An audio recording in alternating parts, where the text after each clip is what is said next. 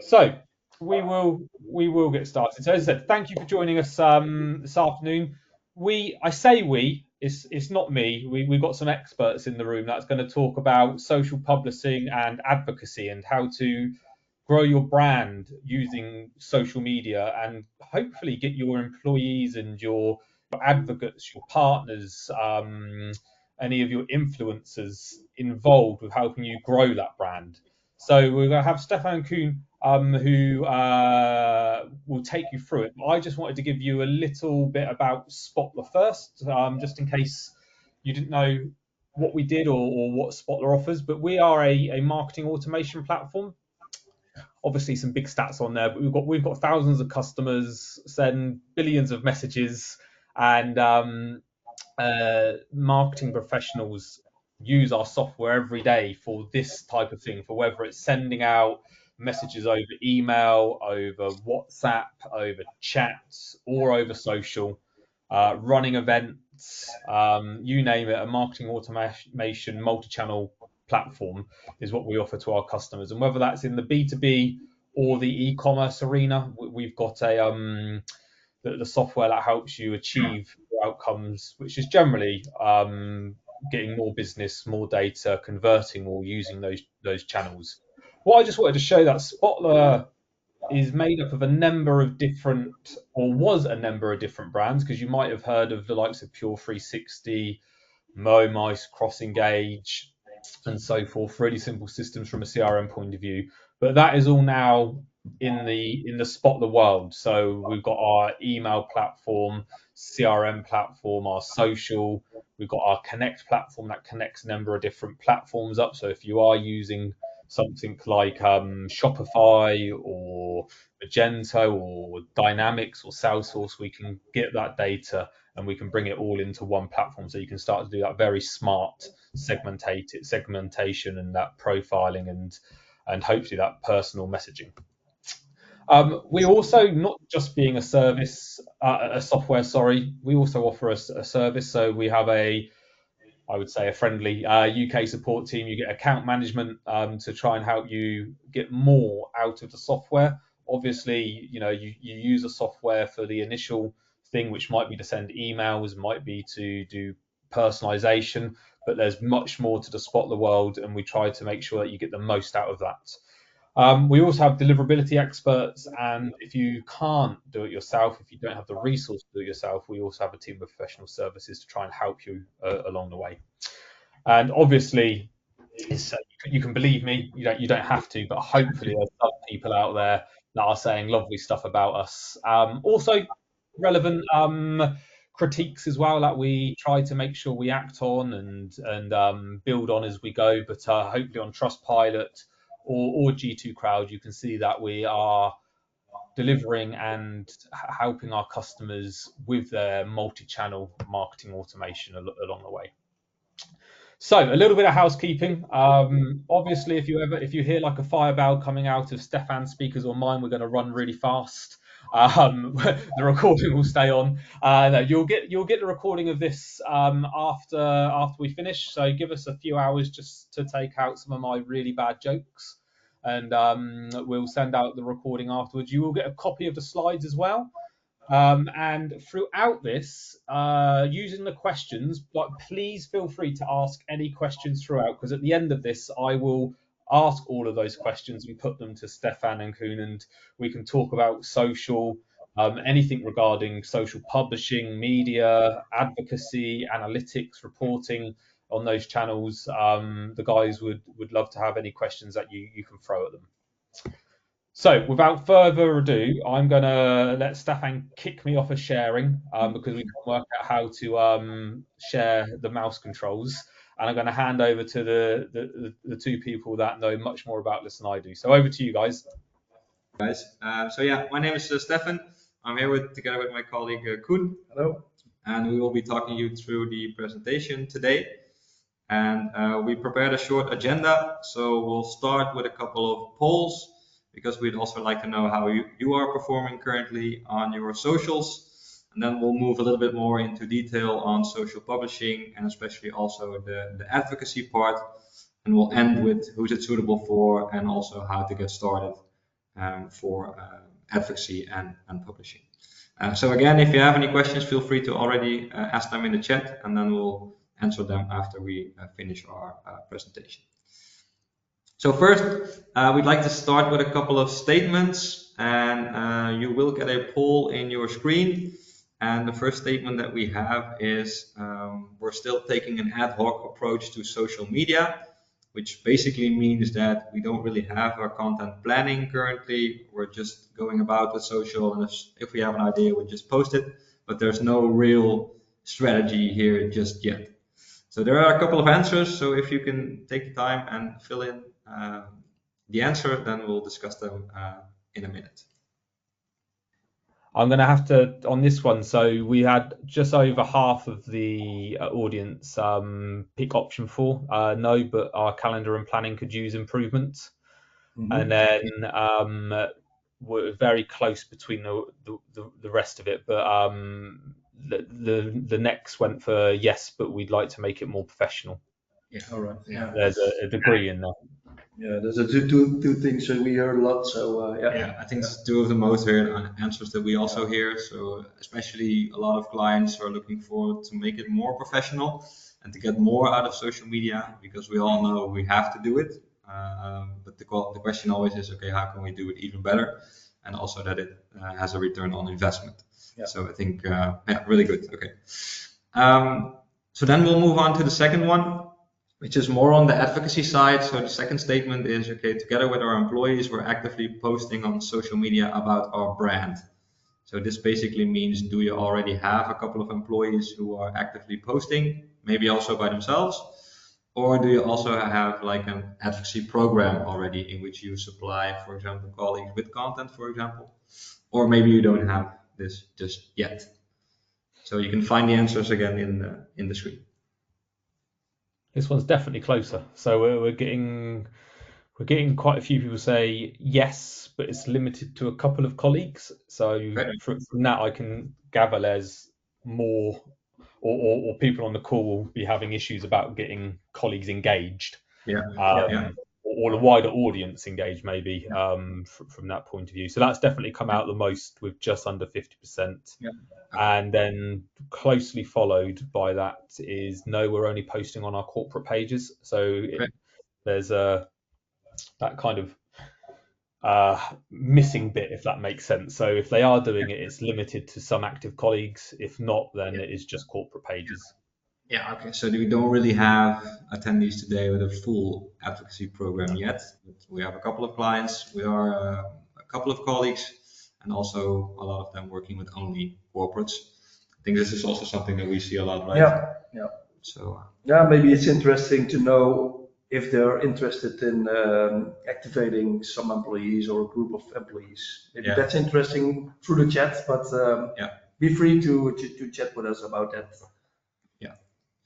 All right, then we'll move on to the final one, and then we'll move a little bit more into the presentation. So the final one is, I'm not satisfied with the reach and engagement on social media. It's too low right now. So again, please fill in the answer that you find fitting the most, and then we'll discuss it afterwards. That's a tough one, Stefan, isn't it? Is anybody going to be happy with their reach? Yeah, it's tough. We all want more. Everyone wants more. Yeah, that's exactly. True. Exactly. Do you have like a benchmark that kind of says, if you're this size company or maybe this industry, then this is a good number to look for, a good reach to have at all? Or is it really quite an individual basis that you're looking at? Yeah, we have an average employee advocacy report, 24. So we build that, but per sector, per branch is a little bit different. So we have several reports, but also an average report about employee advocacy. Maybe we can share it later with the people attending. Brilliant. And LinkedIn is always LinkedIn is changing always the algorithms and stuff like that. So now they changed the algorithm last year, so the reach is a little bit decreased, but the relevance of the reach is better. So that's also changing. Yeah, and there's a big difference between reach on business pages and reach on personal pages, but we'll definitely come back to that later on in the presentation. Yeah. So this one came out as I would expect. So our reach and engagement are low at this point. That's just under 80% of the audience has said that. And then the next one, there's about 15% saying that they're getting a lot of reach and engagement. And there's only about 7% saying that they haven't analysed their results lately. Okay. Yeah. Great. Yeah, I think also what Koen mentioned, I mean, the platforms are changing every year, every month maybe, and reach is always up and then down and up and down again. So it's always difficult to do like a real benchmark, but there are ways, of course, to increase reach and increase also engagement. But we'll come back to that later on in the presentation. Absolutely. All right. Thanks, guys, for this is for the interactive part today. So now we'll move a little bit more into our presentation and talk you through our slides. So first, social publishing. So back to owned, paid, and earned social media channels. So the owned part is that we're talking about now. So social publishing. So those are your own channels. Those are your website, for example. These are the media items that you own. In addition, you have, of course, paid media, which is like paid advertisement. You can do on social or Google or whatever. And we have earned media. And earned media is something that not all companies are currently using. So this is, for example, the advocacy part. So asking your colleagues to contribute on your social media strategy. But also, for example, reviews of your product or reviews of your software, or as also Simon showed before from G2 or Trustpilot or something like that. Usually, social publishing consists of a couple of things. So it's usually a tool which allows you to create and schedule posts also in advance, but also for multiple channels. It contains a calendar and also social media planning. So this is what we often see, that we have people having their content calendar in Excel or in Trello, and then they publish on LinkedIn, but then they have to go to Facebook and then publish there. And it takes a lot of time to do social publishing. But you also have tools that combine them all together. So you also have a calendar, but also a planning all in one system.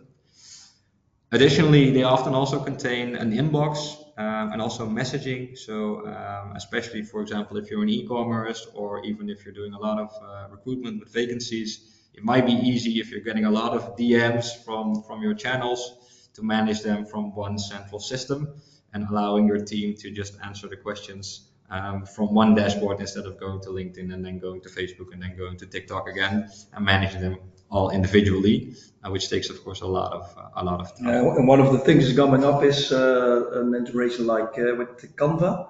That's also really a lot heard from customers. So you can also create your content from, for example, Canva and so on. Yeah. So that's something new. It's coming up, but these things are already in place already. Yeah.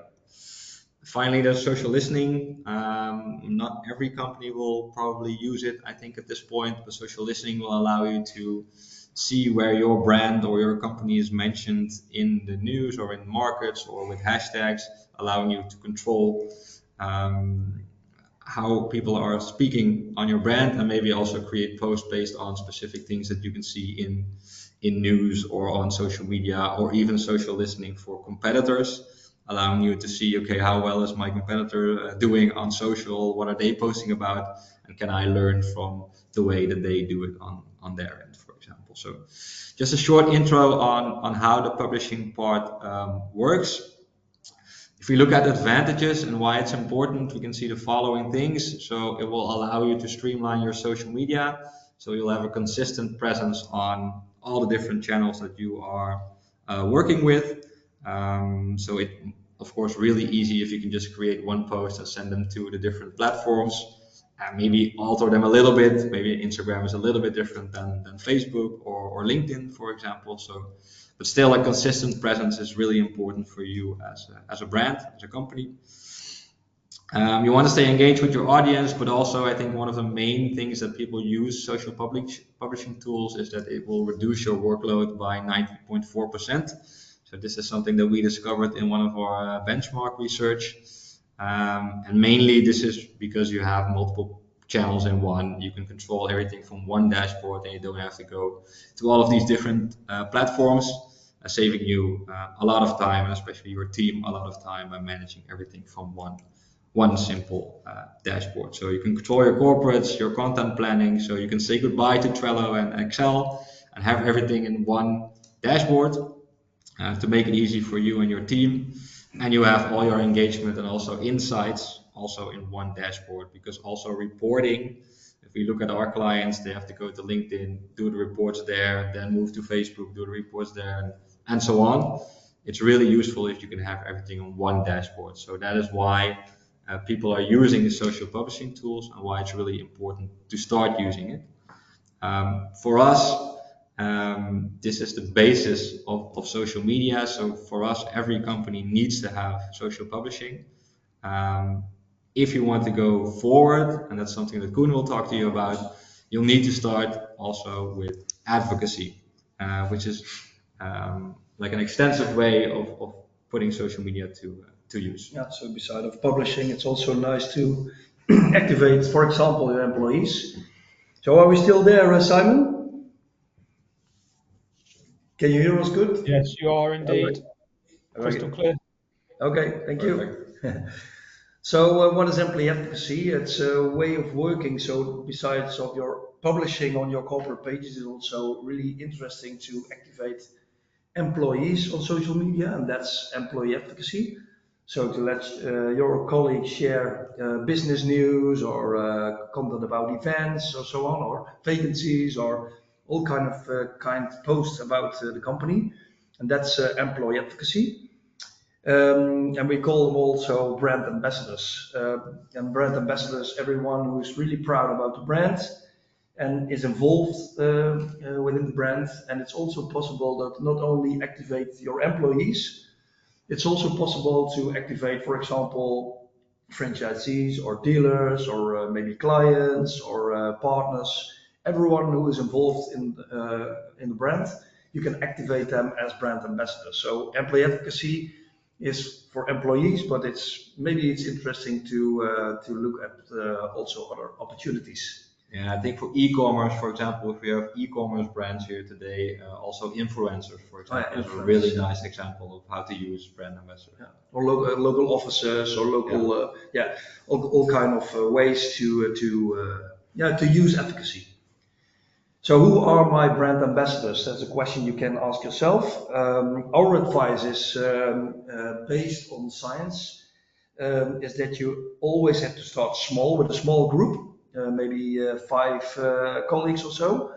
And you can see in LinkedIn Sales Navigator, I don't know if you know that tool, but you can see who is active in your organization. We always look at that before we help some organizations with employee advocacy.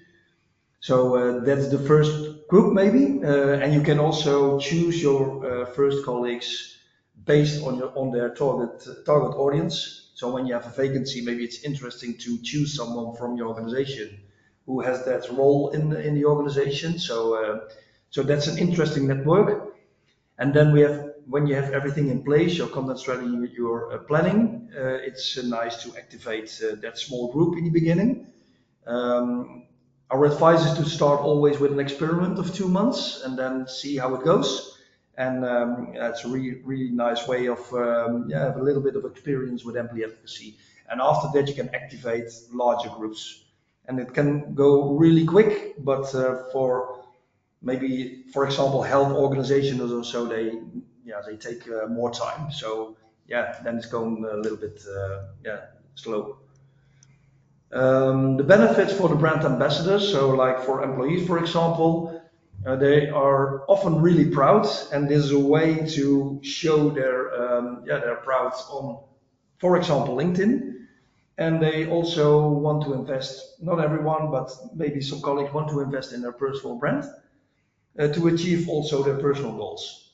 When you have a role in sales, then you need to, in the B2B market, then you need to use LinkedIn very often, and so upsell or sell your products or services. And for the bonding, it's also really nice because when you see all kind of posts from the organization, the bonding will increase rapidly.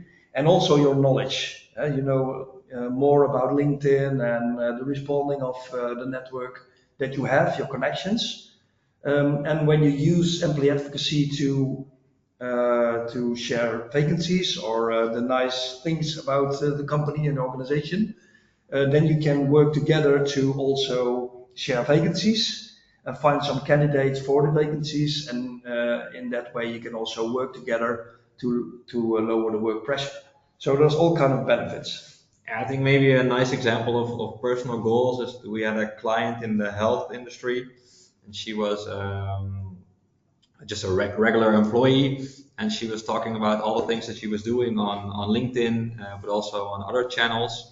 And also higher management saw the way that she was performing, saw how well she was doing on LinkedIn, and it gave her a promotion to, for example, a better role within the company. So she used social media to get a promotion for herself, allowing her to be in the sight of the higher management.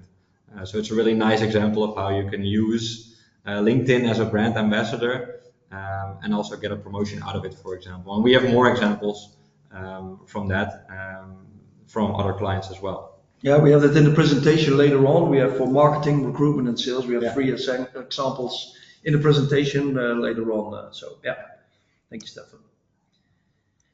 So who's it suitable for? Social publishing is, I think, necessary for every marketer, for every organization. It's you can decrease the time to be really busy with all the social media channels. Social media publishing and advocacy is for SMEs with more than 50 employees. You can have success. Maybe also it's for smaller SMEs, but that's average, and for large enterprises. For example, enterprises with more offices in all of Europe or whatever. So for those groups. And the goals is for brand visibility, for marketing, employer branding, recruitment, and lead generation for sales. Yeah, so if we look at why advocacy is gaining more traction, you can see in the graph here. This is based on Google searches. So what you can see in the beginning, it's more or less advertising and organic media, so social publishing. And over the years, employee advocacy has been increasing in terms of Google searches as well. So you see more and more companies using employee advocacy, even more searching for it and searching for ways. And that's probably also why you are here today, learning about how we can use employee advocacy to increase your social media activities. From other research, and that's also why it's really becoming really important, is that 92% of individuals trust posts from colleagues more than posts from a corporate page. I think that also makes sense, because if you have like a company name screaming something, or you have someone you know in your network, your LinkedIn network, and he's posting about something from that specific company, you'll trust that message sooner than when the company itself places that post, for example. So it's also a reason why employees are asked more and more to contribute to the social media strategy of a company. And you can also see the results in the Google Trends. And we see that it's becoming more and more important for companies, and people are searching for new ways to make social media even better. So this is a great option to do it. And additionally, this is something that the platforms do. So what we've seen over the last few years is that the reach on corporate pages has been decreasing. So if we compare it to a couple of years ago, let's say I have 6,000 followers and I posted something, then everyone would actually see it. And if you do it today, then it will be around 5% of your followers will see. Depending on your content. When your content is really good, then it will go up, but average is 5%. If there's no engagement, then you will have 5% of your followers seeing that post. And it's also, if you scroll through your own timelines, you don't want that timeline to be filled with only company posts. So these algorithms, they prefer personal posts over company posts. So that is also why employee advocacy is becoming more and more important. And additionally, you probably have more employees than you have business pages. So there's also a multiply effect there. So that's why we see that advocacy is gaining more and more traction within the markets, within basically every field that we see right now. If we look at more science, because we like to use science in our approach, and if you start using employee advocacy, it means that you will be asking something from your colleagues or partners or whoever you are asking. And we always tend to use the BJ4 behavior model for that. And this explains how to get the desired behavior from a colleague, but could also be your wife or your husband. Basically, he says that you need three things for behavior to happen. So on the left side, you need motivation. So you need to be motivated to do something. You have ability, which is how easy is something to do. And you have a trigger, so you need someone to remind you or something to remind you that you have to do a certain thing. A notification in WhatsApp or email or a mobile app or whatever. So the model basically explains that if I'm not really motivated, but something is really hard to do and I get a trigger, I probably won't do it because it's too hard, I'm not motivated, so I probably won't do it. So what's really important if you do this, and research indicates that 50% of employees are willing to share company content, so they are motivated. And then you have two things that you need to do. So you need to make it as easy as possible, and you need to have these triggers to make sure they are posting. And that's also where employee advocacy tools come in, for example, because they can supply you with making it easy to do, and also allowing you to send these triggers saying, hey, there's a new post ready for you. Yeah, you can share it right now. What we see very often, sorry, Stefan, what we see very often is that marketers try everything, send colleagues an email and ask them to share this information in LinkedIn, but then the employee has to go to LinkedIn, log in LinkedIn, copy paste the content and so on, and that is really hard to do for them. So that's the reason why that is not working for them. It has to be really easy, like one click on a button and share a post, for example, and maybe edit a little bit, and then share to, for example, LinkedIn. And a trigger is, for example, a notification when a post is ready. For example, that's the reason why that's not working, and that's the reason why marketers needs a more easy tool for that part. Yeah.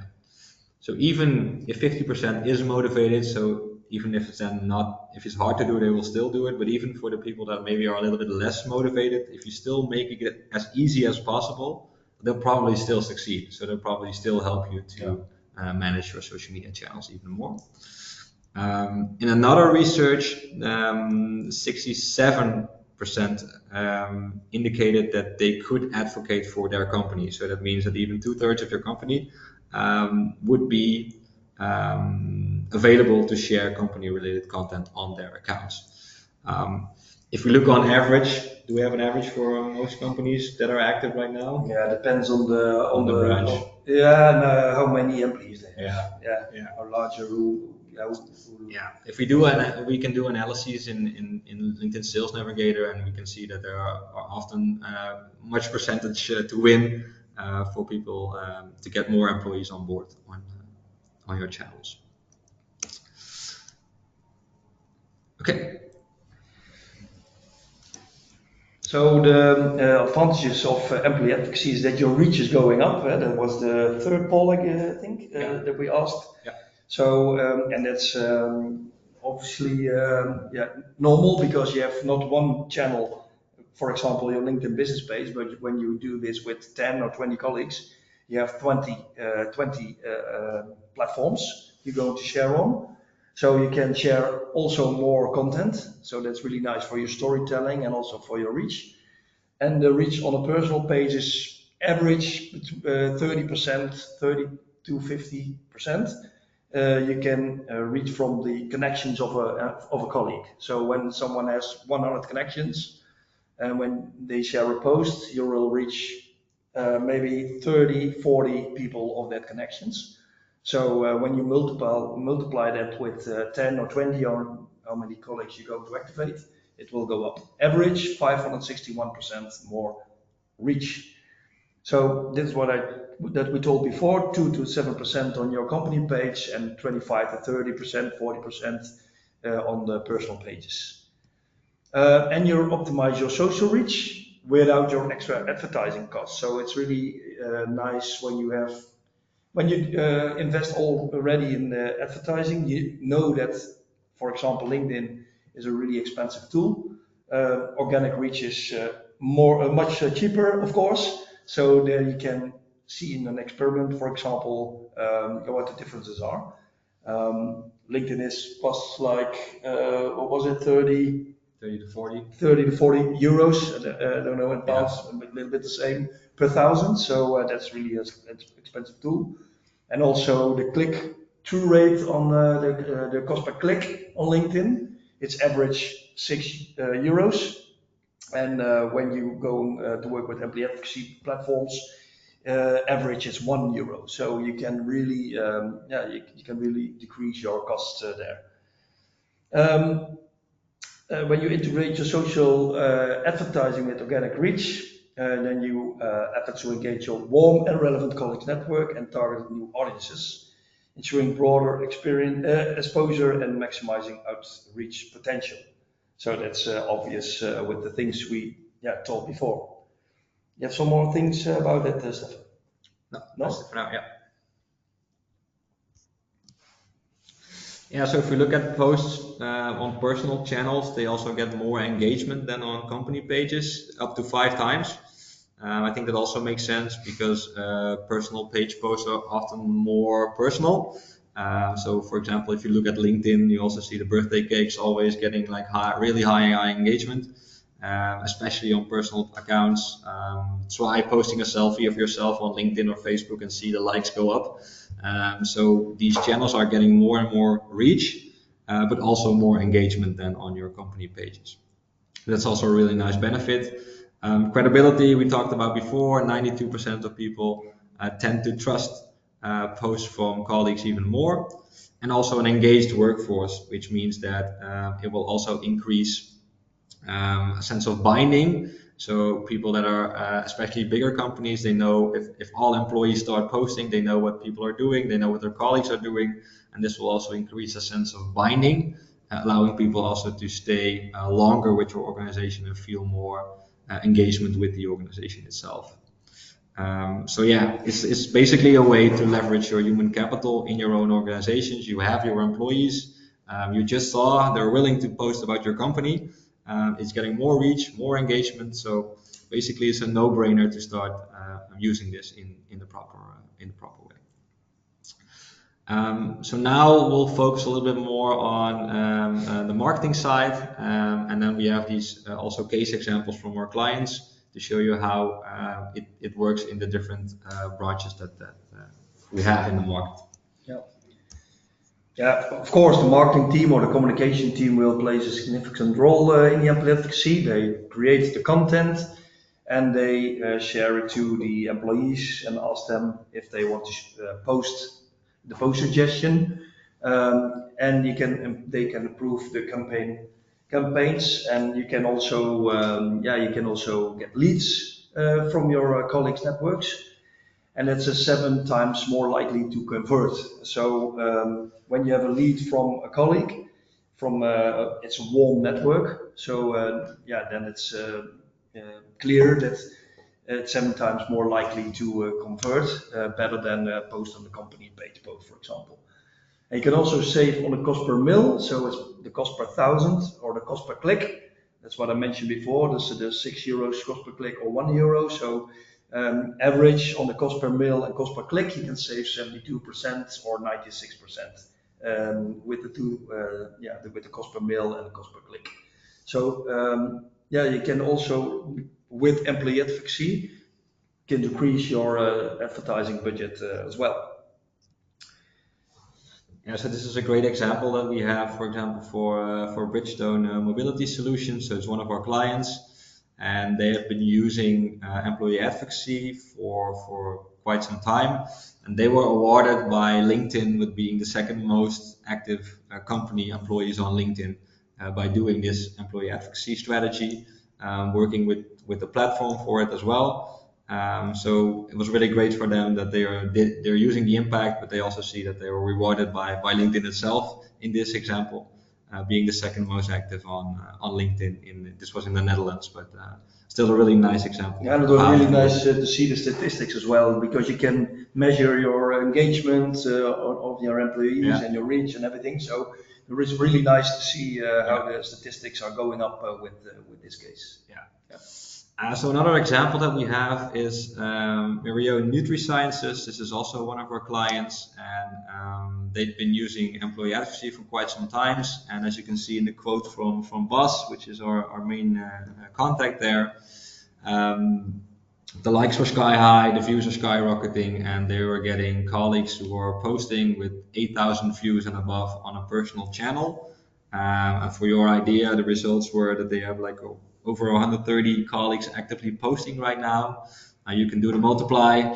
If you do 8,000 times 130 for just one post, it will go sky high. And of course, not everyone will reach 8,000, but there were a couple of colleagues reaching those numbers. But even if you reach 1,000 to 2,000, it's probably even more than you get on your company page. And you can see that they reached almost over 1 million reach based on the accounts of their colleagues. So it's a really nice example of how it can be used.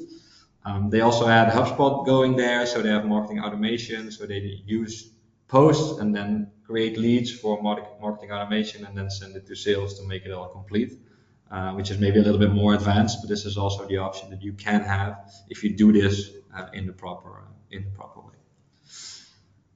Okay, up to sales. Yeah, so you of course you can build nurture relationships with prospects. So and upselling your existing customers as well. And when your sales reps and other colleagues post relevant messages, they generate more interaction with prospects. So that's what I mentioned before. The engagement will go up. You get reaction mentions, likes, but also you get new customers. And this way, prospects and customers come to you. So that calls inbound marketing instead of reaching out by phone or whatever. So it's a really nice way of working for sales reps. Organizations engaged in social selling through brand ambassadors create more opportunities. They are up to 51% more likely to achieve their sales goals. So for sales reps, it's a really nice way of working. And it's nice to have when they have suggestions and they can share it with one click. That's the first group who you can activate, because it's a really easy group and the needs for them, it's really high. Yeah. So we have this great example from Canon, which is also one of our clients. They're also using employee advocacy with quite a lot of people. So this is more on the enterprise example. So they have currently 250 plus colleagues posting on their LinkedIn accounts. So these are mostly salespeople, so account managers, account directors. This is not for the camera part, but for the production printing part. And with these colleagues, they've shared over 10,000 posts over the last period. Really building valuable relationships with their customers, and they're really using this not to sell directly, but to really build a relationship and keep those networks going, and make sure that they're doing the right thing, and they're supplying these account managers with great content from Canon, and the results are really amazing on this part. So finally, we have recruitment and HR. Yeah, average 76% of job seekers find employment through their personal network. So when someone shares a vacancy or tells about a vacancy on a birthday party or so, and then you have more chance when someone responds on that. So it's really nice when you have employees, your colleagues, active and share something about vacancies. You have more chance to find the right candidate. And you receive 10 times more applicants for vacancies compared to traditional channels, like Indeed or so, via your highly relevant employee social media channels. And with brand ambassadors, you're regularly posting work-related content about the company. You can receive applications for vacancies up to 69% faster. It's all based on science and investigation. So we can share it with you after this webinar if you want to see this figures. So it's really interesting for HR and recruitment, of course, and also to increase your image online. And you can save up to 69% on recruitment cost per hire, because the recruitment cost per hire in some organizations are really high, 20 to 25% on the salary. We hear a lot in the market. So it's really nice to have a way of working. Then you can decrease your hiring costs. So that's really nice as well to use for. Yeah, and then we have the employer branding side. So it's not only about recruitment, it's also about employer branding. So there's 47% of passive job seekers and only 11% of active job seekers. So by making sure your colleagues post about how great it is to work at your company, you will also reach the passive job seekers. They supply like an image of your company, and they will sooner attract people to say, hey, I'm seeing so much posts about that company, it must be really great to work there. If all of your colleagues are sharing those types of content, it might really help in your employer branding and also later on in your recruitment, of course. So you can really boost your employer brand, not only by only posting vacancies, but really posting about, okay, how nice is it to work at a company? Think about team events, think about also growth opportunities within your company, people having promotions, and also the fun part of your company, and not only sending them vacancies and hey, make sure you get more people for us, but also allowing them to post how great it is to work at you. We're advising 5 content pillars. So it's not only the vacancies, but also thought leadership content, business news. And so we have 5 content pillars we advise, and you can manage that all in the platform. Yeah, so this is a pitfall we see sometimes, that people saying, I'm only emailing vacancies to my colleagues, so please share this vacancy because we need more people. It's not going to work. So you also need to supply them with different content, making sure that your employer branding is also in order. So another research mentioned that a strong employer brand can lead up to 50% more applications. So it can be really, really helpful to create a true employer brand with the help of your own people. We have a great example of this. This is one of our Dutch clients, it's Veritas, and they have been recruiting new teachers. So they are like a network of schools, and they recruit the teachers for all of these schools, and they use their own employees, so the teachers who are currently teaching at those schools. Only 25 teachers. 25 so teachers. Not that much. So. Yeah, so not that high a number of people. And they got 260 plus new applicants by just sharing these 400 posts and getting over 300,000 reach through the channels of their employees. And now they have a vacancy stop because they can't have any teachers anymore. So it really helped them, especially in the networks of those teachers, because they were, of course, in school together with other teachers. Really relevant network, posting about how great it is to work there, and it really helped them to get new applicants. And now they have a vacancy stop, and they are all satisfied and still posting about how fun it is to work at those schools. And they also used, beside of LinkedIn, they also use Instagram there and Facebook, I thought, but also the media platforms as well. So so when you're non-profits like health or like schools and so on, then this Facebook and Instagram is a really interesting tool as well, besides of LinkedIn. Yeah. So then in terms of examples, then finally just a recap. So who is it suitable for? So again, social publishing must have for every organization. If you don't do it just yet and you post directly on the channels, please stop doing that and start using a publishing tool. It will really help you decrease social media time. And again, for advocacy, so it's best suitable for SMEs or large enterprise. It will be best if you have more than 50 colleagues. If you have less, it also works, but more colleagues means more channels, means more reach. So it can also help to have more employees. And in terms of B2B, B2B2C, B2C, it all works. So it all depends on your goals. If you're B2B, maybe recruitment, social selling. If you're B2C, maybe it's more on the recruitment side, for example. So it all works. It all depends on the goal that you have. So it's either marketing, recruitment, or social selling. It basically works for everything. B2B2C is like a brand like Shimano or Trek. It's a bicycle brand. Yeah. They have corporate content. They share it through the dealers. So a dealer with its own shop name and its own organization name. and they share the content through the shop name, and then they reach the customer. So that's B2B2C. Yeah. So the brand is the supplier of content, and the dealer will share the content in their specific market. So that's also a way of working. So then finally, how to start? So basically, wouldn't it be great to have all of this in one specific tool? We have the Spotler Social tool, which will have social publishing and advocacy all in one dashboard. So we didn't show the tool just yet, so we would like to invite you to join our next webinar on the 30th of October, in which we will explain a little bit more about the Spotler Social platform, and which we can show you how the publishing works, how the advocacy part works more on the technical side.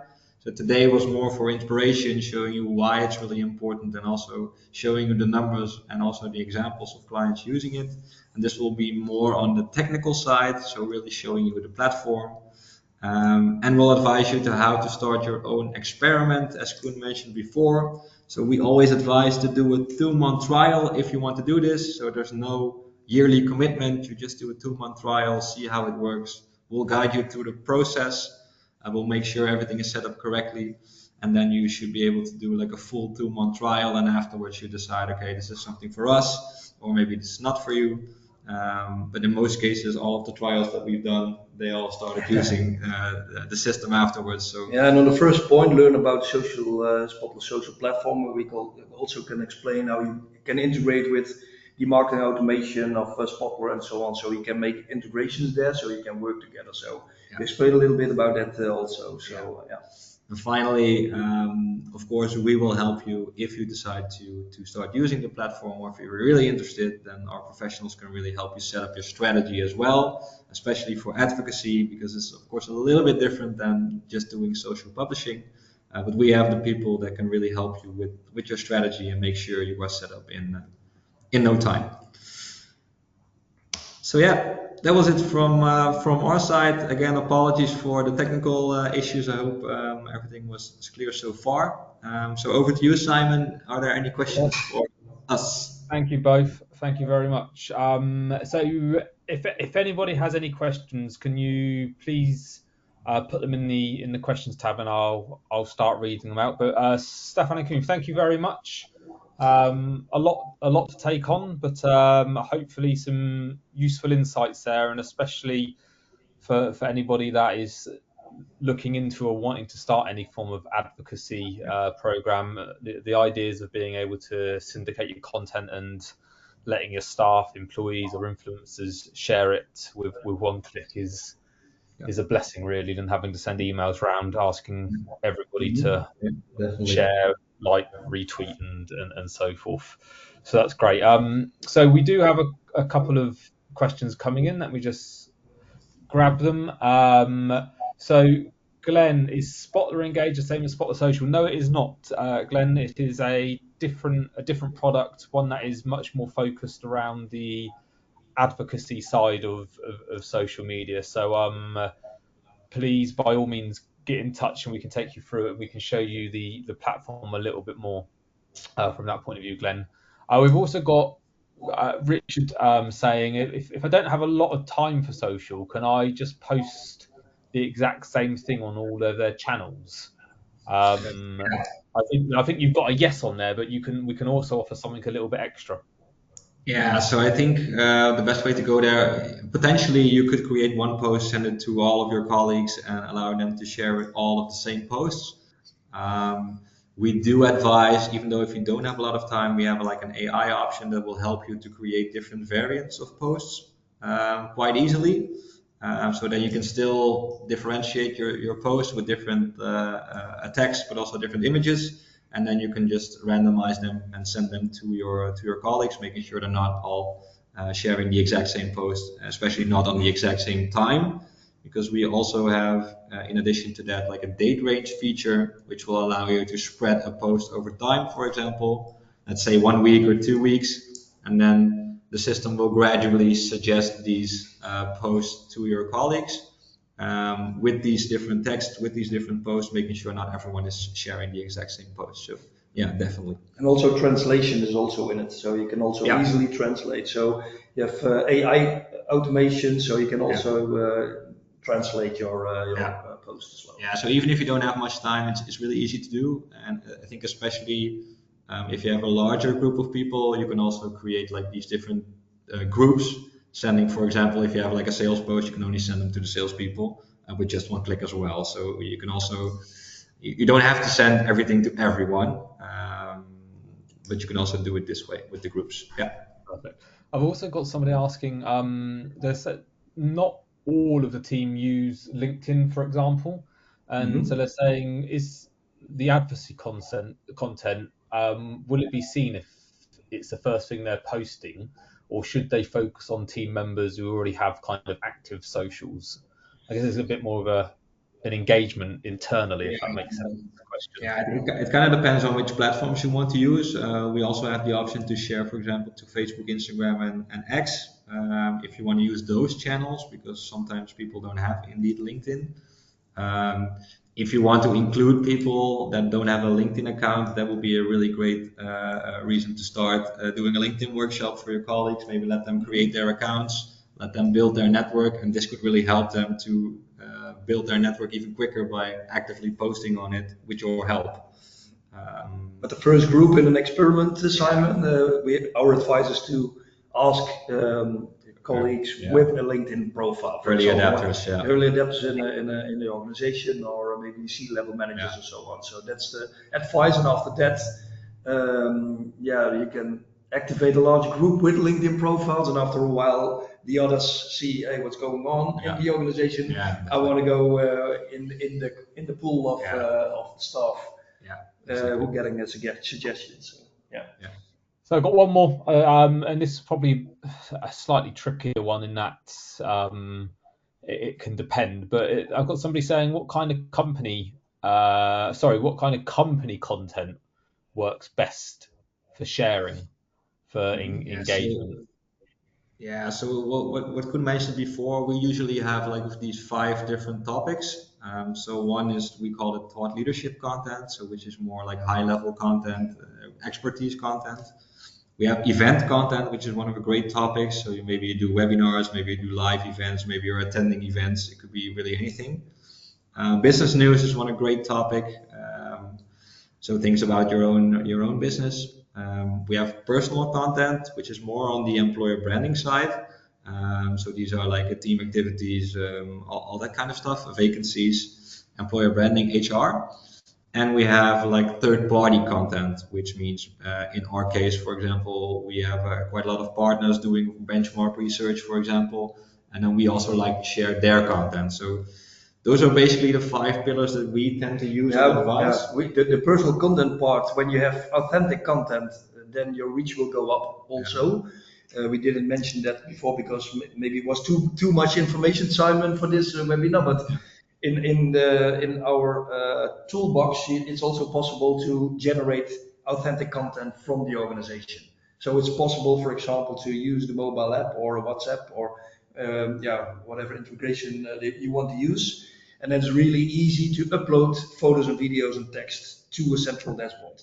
So there you can work together with a small group of colleagues to also generate authentic content, and that will be the best content to increase your reach. But the 5 content pillars, that's sort of the basics of your content strategy, what we advise. Perfect. Well, we've taken up everybody's hour, so I'm gonna end it there. So I just want to say thank you both for doing the session. If anybody wants to get a demo, get in touch, then by all means, for the customers on the call, contact your account manager. If not, then you can call in, email contact@spotler.co.uk, and we'll very much happily take you through the software and give you a show around. As Stefan said, we will also be doing more of a launch demo version of Spotler Social on the 30th. So make sure you join us then. We'll make sure it's included in the follow-up. And as I said at the start of this webinar, we will send the recording out in the next few hours, along with a copy of the slides. So thank you very much. Thank you everybody on the other end. Thank you, Stefan. Thank you, Koen. Thank you all for attending.